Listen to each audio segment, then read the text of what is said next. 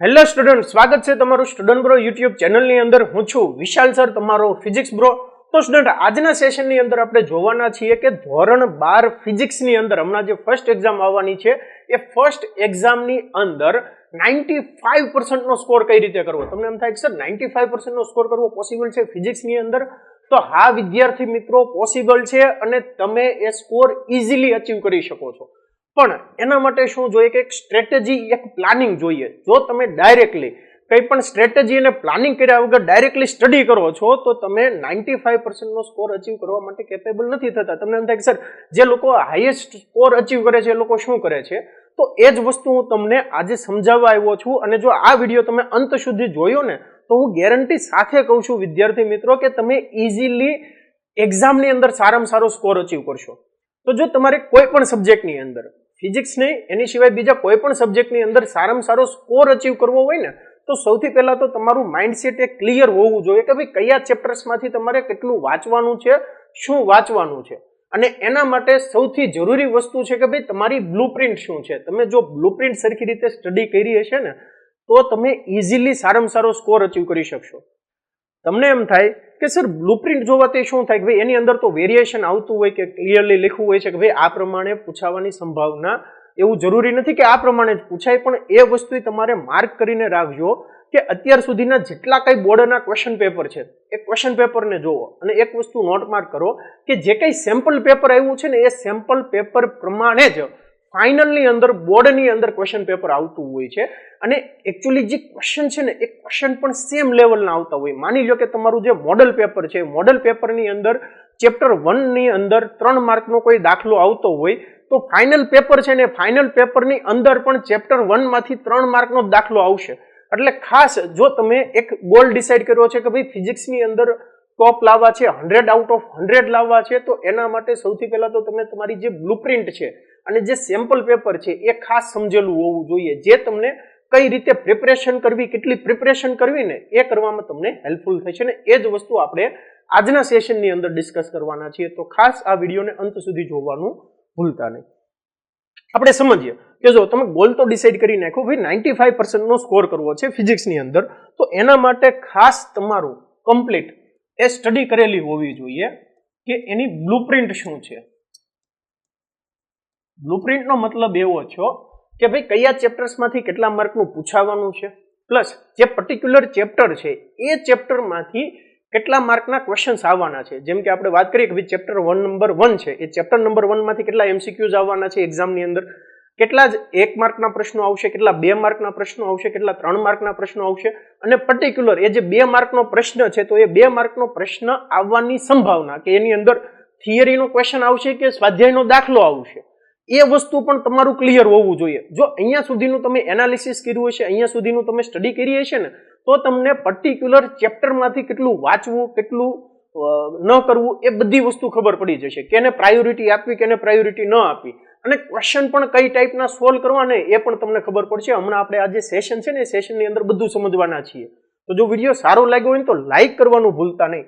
તો ખાસ જો તમે એક ગોલ ડિસાઇડ કરી દીધો છે ને, હા એક યાદ રાખજો કે સૌથી પહેલા જે વિચાર છે ને મગજમાં આવે એટલે સૌથી પહેલા તો તમારે માઇન્ડસેટથી એક સંકલ્પ કરેલો હોવો જોઈએ કે ભાઈ મારે એક્ઝામની અંદર સારો સ્કોર કરવો છે. પર્ટિક્યુલર આપણે ફિઝિક્સની વાત કરીએ તો ભાઈ ફિઝિક્સની અંદર 95+ નો સ્કોર કરવો છે. 100 આઉટ ઓફ 100 લાવે છે વિદ્યાર્થીઓ, તો એ 100 આઉટ ઓફ 100 મારે લાવવા છે. એ 100 આઉટ ઓફ 100 લાવવા માટે સૌથી પહેલા તો મારે આખી જે સ્ટડી છે સ્ટડી કમ્પ્લીટ હોવી જોઈએ કે ભાઈ કયા ચેપ્ટરમાંથી કેટલું કરવાનું છે, કોને પ્રાયોરિટી આપવાની છે. તો એના માટે મારે જરૂર પડશે બ્લુપ્રિન્ટની કે ભાઈ એની બ્લુપ્રિન્ટ શું છે. સેકન્ડ વસ્તુ જરૂર પડશે સેમ્પલ પેપર, કે કઈ ટાઈપનું પેપર એક્ઝામની અંદર આવશે, એનું સેમ્પલ પેપર શું છે. સેમ્પલ પેપર જો એટલે તમને આઈડિયા આવે કે ભાઈ કેવા ક્વેશ્ચન સેમ્પલ પેપરની અંદર છે. સિમિલરલી એ જ લેવલના ક્વેશ્ચન્સ ફાઇનલ એક્ઝામની અંદર આવતા હોય તો મારે ખાસ બ્લુપ્રિન્ટ અને સેમ્પલ પેપરની જરૂર પડશે. એ વસ્તુ હું તમને પ્રોવાઈડ કરી દઈશ. જોઈએ ચાલો, તો બ્લુપ્રિન્ટ અને સેમ્પલ પેપર જો આ બે વસ્તુ કમ્પ્લીટ કરી લીધી એટલે તમે એક્ઝામની અંદર સારો સ્કોર અચીવ કરી શકશો. સમજીએ તો સૌથી પહેલા જોઈએ કે ભાઈ ચેપ્ટર્સ કેટલા છે, એના માર્ક્સ કેટલા છે. અને પર્ટિક્યુલર જો આપણે ફર્સ્ટ એક્ઝામની વાત કરીએ તો ફર્સ્ટ એક્ઝામ્સની અંદર શું હોય છે કે ભાઈ સ્કૂલ લેવલે ક્વેશ્ચન પેપર લેવાતું હોય છે. ઘણી બધી સ્કૂલ એવી છે કે જ્યાં આખો સિલેબસ કમ્પ્લીટ થઈ ગયો હશે, ઘણી સ્કૂલ એવી છે કે જેની અંદર અમુક ચેપ્ટર્સ બાકી હશે. તો ફર્સ્ટ એક્ઝામની અંદર આખો જે સિલેબસ છે એ સિલેબસ ડિફાઇન કરવો ડિફિકલ્ટ છે કે ભાઈ એટલા ચેપ્ટર્સ આવશે, એટલા ચેપ્ટર સુધી તમારે સ્ટડી કરવાની છે. બરાબર. એટલે આપણે શું કરીએ છીએ કે ભાઈ 12th ની અંદર પર્ટિક્યુલર વાત કરીએ તો આપણે ડાયરેક્ટલી એ જ સમજીએ કે ભાઈ ફાઇનલ એક્ઝામની અંદર એનું કયા ચેપ્ટરનું વેઇટેજ કેટલું છે ને એની અંદર કઈ ટાઈપના ક્વેશ્ચન્સ આવશે. કેમ કે જે કોઈ પણ ટીચર છે એ કોઈ પણ ટીચર જો ક્વેશ્ચન પેપર કાઢશે ને એ ક્વેશ્ચન પેપર ફાઇનલ એક્ઝામને ધ્યાનમાં રાખીને જ કાઢશે. એટલે તમારે જે ફાઇનલ એક્ઝામની અંદર કયા ચેપ્ટરમાંથી કેટલા માર્કના ક્વેશ્ચન્સ પૂછાય છે એ જ પ્રમાણે તમારે ફર્સ્ટ એક્ઝામની અંદર સ્ટડી કરવાનું છે. બરાબર.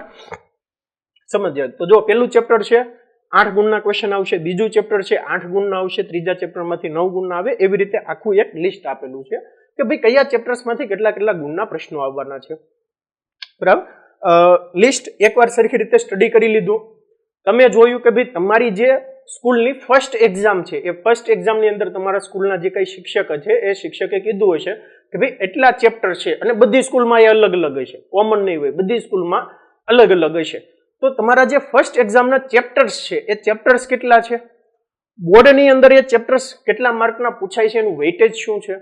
અને ફર્સ્ટ ચેપ્ટર લઈએ, માની લો ફર્સ્ટ ચેપ્ટર છે કે જે 8 માર્કનું પૂછવાનું છે, તો એ 8 માર્ક કઈ રીતે ડિવાઈડ થયેલા છે કે કેટલા માર્કના એમસીક્યુ જ આવશે, કેટલા માર્કના 1 માર્કના પ્રશ્નો છે, 2 માર્કના પ્રશ્નો છે, 3 માર્કના પ્રશ્નો છે.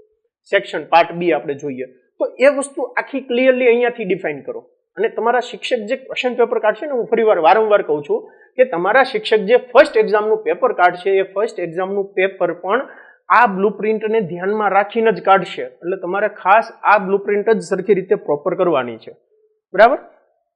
તો એક તો ચેપ્ટર્સ કેટલા છે, વેઇટેજ કેટલું છે ખબર પડી ગઈ છે. બરાબર. નેક્સ્ટ આપણે સમજીએ કે ભાઈ બ્લુપ્રિન્ટ નોર્મલી પેપર પેટર્ન શું છે. તો બધાને ખબર જ છે, પાર્ટ એ હોય 50 માર્કના એમસીક્યુ છે, 50 ક્વેશ્ચન એમસીક્યુ ના ગયા.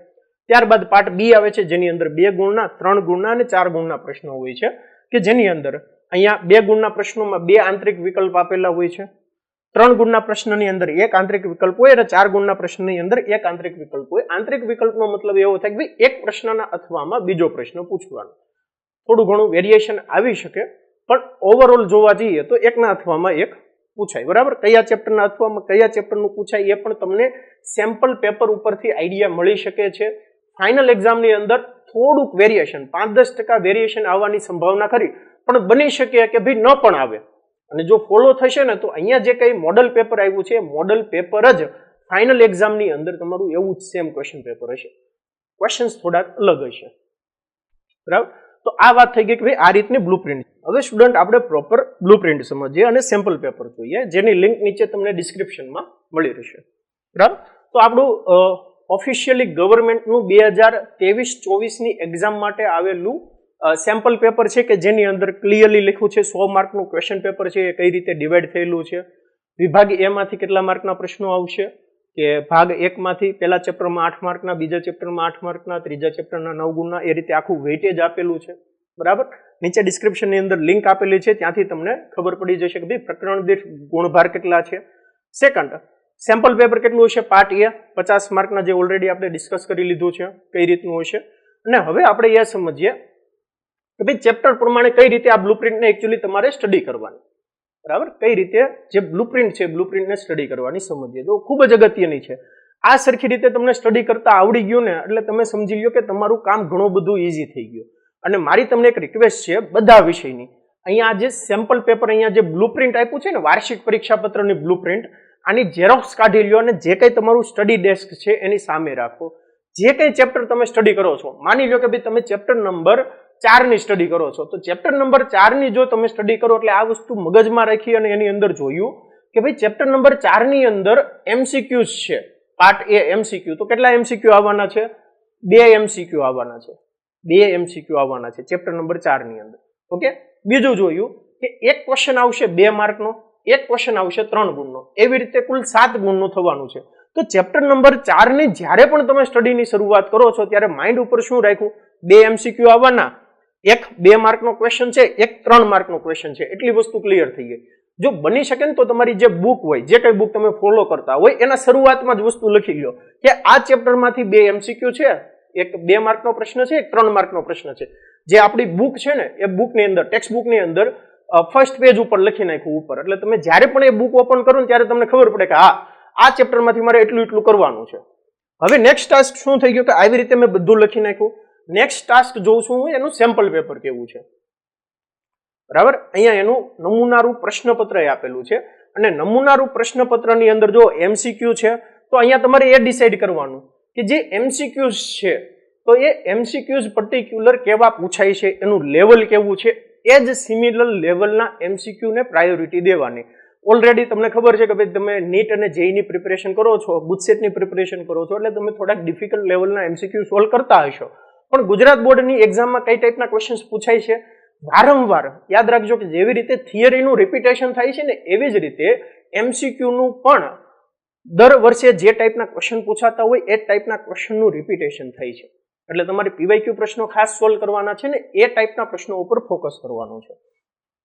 ઓકે, તો અહીંયા તમે ક્વેશ્ચનનું લેવલ જોઈ લીધું, ક્વોલિટી જોઈ લીધી સેમ્પલ પેપર ઉપરથી કે આપણે વાત કરીએ કે ભાઈ 2 ગુણનો પ્રશ્ન હતો અને એક 3 ગુણનો પ્રશ્ન હતો, બરાબર. પાર્ટ બી ની અંદર વાત કરીએ તો MCQ નું લેવલ જોઈ લીધું, MCQ શું છે એમ.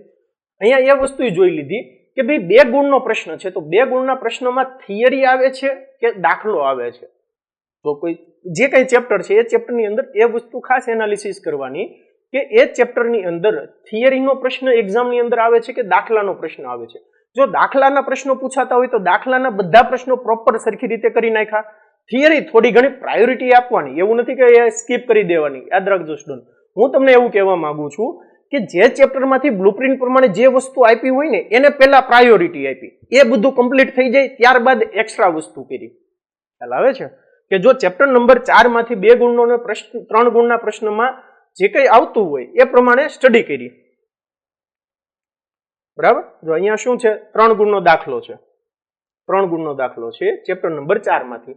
તો ચેપ્ટર નંબર 4 માંથી દાખલા પૂછાય છે, 3 ગુણના દાખલા જે કઈ પોસિબલ હોય એ બધા દાખલા તમારે સોલ્વ કરી નાખવાના, લખી નાખવાના. એટલે શું થાય કે ભાઈ એ વસ્તુ તો કન્ફર્મ થઈ જાય કે જો આ ચેપ્ટરમાંથી 3 ગુણનો દાખલો પૂછાશે તો મને આવડશે. અને બીજું એક વસ્તુ મગજમાં ફિટ કરીને રાખી દો કે તમારી ફાઇનલ એક્ઝામની અંદર જો દાખલા આવશે, અહીંયા જે દાખલા જે કઈ પૂછાના છે ને એ બધા દાખલા તમારા સ્વાધ્યાયના પ્રશ્નો અથવા તો એક્સરસાઇઝના પ્રશ્નોમાંથી જ આવશે, એની સિવાય બહારનો એકેય દાખલો નહીં આવે. સ્વાધ્યાયના પ્રશ્ન અને એક્સરસાઇઝના પ્રશ્ન સિવાય બહારનો એકેય દાખલો નહીં આવે. તો ખાસ આ વસ્તુ, આ પોઈન્ટ તમારા મગજ ઉપર ફિટ કરીને રાખી દીધો કે ભાઈ જો મારે અમુકને ઘણીવાર એવું થાય કે ભાઈ ફિઝિક્સ ને કેમિસ્ટ્રી જેવા વિષયની અંદર ફેલ થવાની સંભાવના ઘણી બધી હોય, ફેલ થતા હોય છે. પણ કેમ ફેલ થાય છે? કેમ કે આ રીતનું પ્રોપર સ્ટ્રેટેજી, પ્રોપર પ્લાનિંગ કર્યું જ નથી, પ્રોપર સમજ્યા જ નથી કે ભાઈ જો હું ખાલી 3 ચેપ્ટર સરખી રીતે કરી લઉં અને એનો એક લિમિટેડ પોર્શન જો હું કરી દઉં ને તો પણ હું એક્ઝામની અંદર પાસ ઇઝીલી થઈ જઈશ. ખ્યાલ આવે છે? તમારે ખાલી એક લિમિટેડ વસ્તુ જ કરવાની છે, ખાલી એક બ્લુપ્રિન્ટ પેટર્ન સમજવાની છે કે ભાઈ મારે કેટલું સ્ટડી કરવાનું ને કેટલું સ્કીપ કરવાનું છે, એટલી જ વસ્તુ સમજવાની છે. તો આ રીતે તમે આખું સેમ્પલ પેપર એનાલિસિસ કર્યું, સેમ્પલ પેપરની ઝેરોક્સ કાઢી લીધી અને ત્યારબાદ તમે ઇઝીલી સારો એવો સ્કોર અચીવ કરી શકો છો. તો જો તમારે એક્ઝામની અંદર 95% સ્કોર જોતો છે તો આ વસ્તુ ખાસ જોજો. નીચે ડિસ્ક્રિપ્શનની અંદર બ્લુપ્રિન્ટ કઈ છે, સેમ્પલ પેપર કયું છે એની લિંક પણ આપેલી છે. બાકીના બધા વિષયની તમને બ્લુપ્રિન્ટમાં મળી જશે. ઓકે, તો આજના સેશનની અંદર આપણે ઓવરઓલ જોયું કે જો તમારે ફિઝિક્સની અંદર 12th ફિઝિક્સની અંદર બોર્ડમાં સારો એવો સ્કોર અચીવ કરવો છે તો એની બ્લુપ્રિન્ટ શું છે, સેમ્પલ પેપર શું છે, એની સ્ટડી કરેલી ખાસ જરૂરી છે. તો સ્ટુડન્ટ હવે આપણે સેશનને પૂરો કરીએ અને સેશનને પૂરો કરીએ એક શાયરી કવિતા સાથે કે ભાઈ સફलता जिस ताले में बंद रहती है वह 2 चाबियों से खुलती है, एक कठिन परिश्रम और दूसरा दृढ़ संकल्प. એટલે તમને ઓલરેડી ખબર છે કે ભાઈ સૌથી પહેલા તો તમારે દ્રઢ સંકલ્પ કરેલો હોવો જોઈએ કે ભાઈ મારે એક્ઝામની અંદર આ સ્કોર અચીવ કરવો છે, આ ટાર્ગેટ મારો છે, એ દ્રઢ સંકલ્પ હોવો જોઈએ ને એ અચીવ કરવા માટે મારે જે કાંઈ પણ કરવું પડે એ તમામ વસ્તુ હું કરીશ. અને એની અંદર તમારે કઠિન પરિશ્રમ પણ આવી જશે. તો ખાસ જો તમે સારો સ્કોર અચીવ કરવા માંગો છો તો સૌથી પહેલા તો દ્રઢ સંકલ્પ કરો કે ભાઈ આ વસ્તુ હું ગમે એમ કરીને બતાવીશ, હું સાબિત કરીશ, અને એના માટે તમે પરિશ્રમ કરવા લાગો. તો અહીંયા આપણે સેશન પૂરો કરીએ છીએ. આવા જ અમેઝિંગ સેશન જોવા માટે સ્ટુડન્ટ બ્રો ચેનલને સબસ્ક્રાઇબ કરવાનું ભૂલતા નહીં. ત્યાં સુધી આવજો.